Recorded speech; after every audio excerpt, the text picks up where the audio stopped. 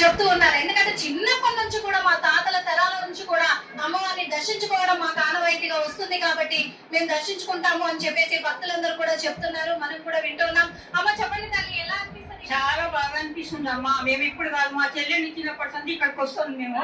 చాలా బాగా అనిపిస్తుంది.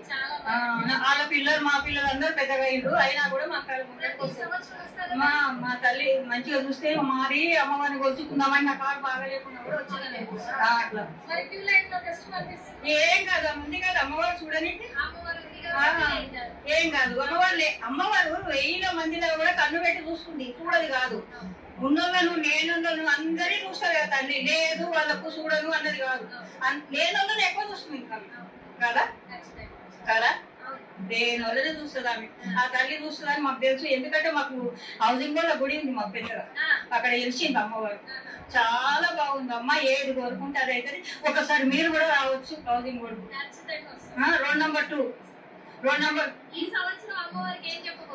మేము మనసుకు అనుకునే చెప్తామమ్మా. మా ఆరోగ్యాలు మంచిగా ఉంచుతుంది, ఎప్పటికి మా పిల్ల పాపలు మంచిగా ఉంచు, జనాలను మంచిగా ఉంచుతుంది అని చెప్తాం. ఎందుకు చెప్పాము? అమ్మవారు మాకు స్వయంగా కనబడేది అమ్మవారు.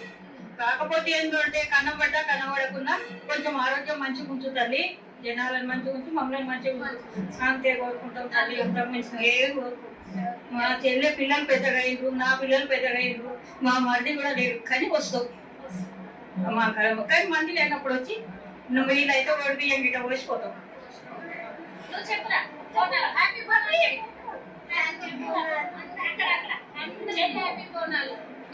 చెప్పు